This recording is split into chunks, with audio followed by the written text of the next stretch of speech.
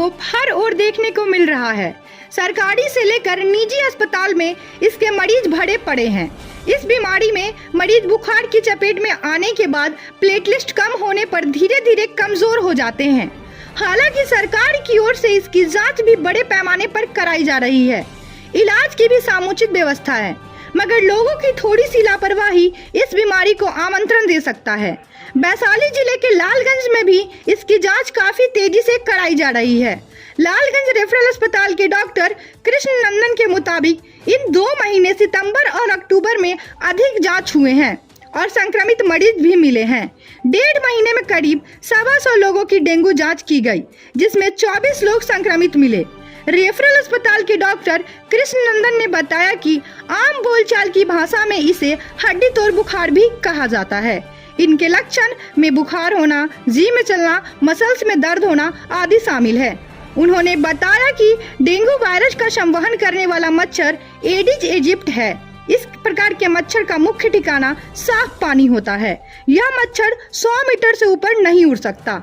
यह दिन में ही काटता है, इसीलिए मच्छर से बचना ज्यादा जरूरी है। उन्होंने बताया कि डेंगू में बकरी के दूध के पीछे भागने की जरूरत नहीं है। मरीज सामान्य उपचार ढंग से करे और पौष्टिक आहार ले तो प्लेटलेट बढ़ना शुरू हो जाता है, मगर सही समय पर इलाज नहीं मिलने पर प्लेटलेट अधिक घटने पर कई बार मरीज की जान भी चली जाती है। डॉक्टर ने लोगों से अपील की है कि सबसे पहले अपने आसपास साफ सफाई पर विशेष ध्यान दें। दूसरी ओर लालगंज नगर परिषद की ओर से दुर्गा पूजा के बहाने ही सही साफ सफाई को लेकर सतर्कता बरती जा रही है। सड़क के किनारे और नालों के आसपास ब्लीचिंग पाउडर का छिड़काव किया जा रहा है। बस अब लोगों को सफाई के प्रति सचेत रहने की जरूरत है। सर, अभी लगातार डेंगू का प्रकोप बढ़ता जा रहा है, क्या स्थिति लालगंज अस्पताल का अभी है? डेंगू को प्रायतः जो है हिंदी भाषा में अगर बोला जाए तो इसको मुख्यतः हड्डी तोड़ बुखार बोलते हैं, है ना। इसमें क्या होता है कि डेंगू के जो डेंगू एक वायरल है। जनरली डेंगू के जो एक मच्छर के काटने से होता है, जिसको एडिस एजिप्टी बोलते हैं। ये डेंगू के वायरस को कैरी करता है, ढो करके लाता है, और स्वस्थ व्यक्ति को अगर काट लिया तो फिर वो डेंगू का लक्षण आना शुरू हो जाता है। लक्षण क्या है इसके मुख्य लक्षण में तेज बुखार आना, जी मचलाना, उल्टी जैसा मन करना, मसल्स में दर्द होना, शरीर में दर्द हो जाना, इस तरह का मुख्य लक्षण। आँखों के पीछे के भागों में दर्द होना, ग्रंथि में दर्द हो जाना, इस तरह का लिम्फ नोड वगैरह का शिकायत होता है। इससे बचा कैसे जा सकता है? इससे बचने के लिए मुख्यतः हमें साफ़ सफाई पर विशेष ध्यान देना पड़ेगा। हम सभी समाज के लोगों को आना पड़ेगा इसके लिए। मुख्यतः जो पानी घर में अगर जमा हुआ रहता है, जो दिन के मेनली ये दिन में ही ये मच्छर के काटने से फैलता है, तो हम लोग अगर विशेषतः अगर साफ़ सफाई पर अगर ध्यान दें, पानी नहीं जमने दे आस पड़ोस में, और ये मच्छर जो है 100 मीटर से ऊपर की ऊंचाई से उड़ता नहीं है, उड़ ही नहीं सकता है।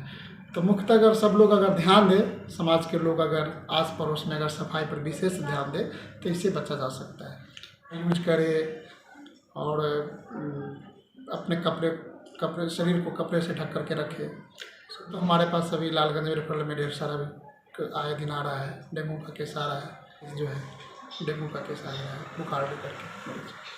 तो क्या इसका प्रॉपर इलाज क्या है? इसका डेंगू का कोई प्रॉपर इलाज नहीं है। इसके लिए हम लोग क्या करते हैं, सिम्टोमेटिक सपोर्टिव ट्रीटमेंट करते हैं। डेंगू का जो है मेन जो है सपोर्टिव ट्रीटमेंट करते हैं।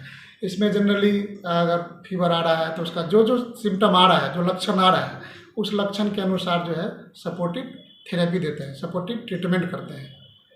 लोग अभी देख रहे हैं क्या कि डेंगू अगर सुन लिए कि अगर डेंगू हो गया है तो लोग बकरी के दूध के पीछे भागने लगते हैं।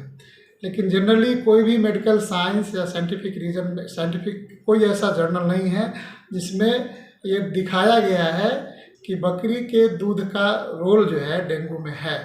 ऐसा कहीं कोई मेडिकल साइंस में नहीं लिखा हुआ है। लोग जो है बकरी के दूध के पीछे भाग रहे हैं, और इससे क्या हो रहा है ना कि मान लीजिए अगर बकरी के दूध अगर हम लिए, है ना, तो जो व्यक्ति अभी हम लोग में क्या है ना कि वो मनुष्य जो है वो ह्यूमन खुद अपना माता का दूध का एक आदी है, गाय के दूध के आदी है। एक वो व्यक्ति अगर बकरी के दूध ले रहा है तो उसको इंडाइजेशन का प्रॉब्लम होने लगता है, डायरिया, लूज मोशन होने लगता है। तो इस केस में और क्या हो रहा है कि डेंगू के मरीज जो है उसकी स्थिति जो है और दिन प्रतिदिन बिगड़ती चली जाती है। रह गई बात की प्लेटलेट काउंट की वजह से, लोग इसमें प्रायतः जो है प्लेटलेट काउंट जो है और WBC जो है सामान्यतः गिरना शुरू हो जाता है। तो ये जनरली देखा गया है कि जब हम डेंगू के जांच कराते हैं, जैसे कि डेंगू के जांच में MNS1 है, CBC कराते हैं, इसमें प्लेटलेट को देखते हैं, तो जब 2 से 3 दिन के बाद अगर जांच कराते हैं तो प्लेटलेट काउंट गिरा हुआ रहता है। तो लोग बकरी के दूध के पीछे भागने लगते हैं, जो कि मैं अभी बता चुका हूँ। इसके पीछे भागने की ज़रूरत नहीं है। ये क्या होता है कि सामान्यतः 4 से 5 दिन तक प्लेटलेट काउंट जो है वो चौथा 5वां दिन तक वो गिरता है सामान्यतः, ये सामान्य स्थिति है। फिर जब वो 6ठे दिन के बाद से प्लेटलेट काउंट की संख्या जो है स्वतः जो है बढ़ना शुरू हो जाती है, जिसमें कि मान लीजिए अगर 40,000 से अगर कम हो रहा है, 40,000 तक भी लोग इसमें जा रहे हैं, 20,000 तक भी जा रहा है, प्लेटलेट काउंट की संख्या जा रही है। तो ये जो है जब 6ठा दिन होती है ना, तो 6ठा दिन के बाद सामान्यतः अपने आप वो, अगर हम बकरी के दूध नहीं भी लेंगे, सपोर्टिव ट्रीटमेंट अगर ले रहे हैं, बकरी के दूध के पीछे नहीं भाग रहे हैं, तो भी ये सामान्यतः प्लेटलेट की संख्या आ ही जाती है। रह गई बात क्या, ये निर्भर करता है कि हमारा रोग से लड़ने की क्षमता पर। मान लेते हैं कि किसी के कोई पेशेंट है, उसके रोग से लड़ने की क्षमता, प्रतिरक्षित जो क्षमता होती है वो ज़्यादा है, तो वह जल्द ही ठीक हो जाता है। किसी के अगर कम है तो उस केस में डेंगू जो है, dengue haemorrhagic fever, dengue syndrome, shock syndrome के रूप में हो जाते हैं, जो कि सीवियर उसको बोलते हैं। उस केस में क्या होता है ना कि रोग की जो, जिसकी प्रतिरक्षा प्रणाली कम है, रोग से लड़ने की क्षमता कम है, उस केस में पेशेंट को तबीयत और ज़्यादा खराब होने लगती है। वो स्वतः ही जो है वो अपने आप जो है वो, अगर हम सपोर्टिव ट्रीटमेंट दे रहे हैं तो उसकी स्थिति ठीक हो जाती है। इसमें जाने का भी डर है क्या? हाँ, अगर जिसके मान लेते हैं कि अगर रोग से लड़ने की क्षमता अगर कम है, तो डेंगू शॉक सिंड्रोम जो अभी हम बता रहे थे, उसके टाइप होता है, इसके 4 टाइप होते हैं। जो सीवियर जिसको बोलते हैं, जो दयनीय स्थिति बोलते हैं, डेंगू शॉक सिंड्रोम के रूप में वो चला जाता है। तो उसका भी ट्रीटमेंट है, जान से जाने की डर है, लेकिन अगर सही समय पर इलाज किया जाए, समुचित इलाज किया जाए, डॉक्टर से संपर्क किया जाए, तो इलाज संभव है इसका। गाँव को यही संदेश देना चाहेंगे कि सबसे पहले अपने आस पड़ोस में, अपने घर की विशेषतः सफाई पर विशेष ध्यान दें। खास करके घर में पानी अगर कहीं जमा हुआ है तो पानी को जमने नहीं दे, और मच्छरदानी का उपयोग करें। दिन में पूरे शरीर को कपड़े से ढक कर के रखें, खिड़की वगैरह है उसको ढक कर के रखें। ये जनरली दिन में ही मच्छर काटता है। और विशेषतः अगर आस पड़ोस में अगर सफाई पर विशेष ध्यान देंगे तो पैनिक होने की जरूरत नहीं है। और इस समाज के लोगों को हम यही बोलेंगे कि विशेषतः अगर किसी को अगर बुखार होता है तो उसको क्या करना चाहिए जल्द? डेंगू अगर बुखार आ रहा है तो अपने नज़दीक के जो स्वास्थ्य केंद्र है वहाँ जाएं, वहाँ सुविधा है।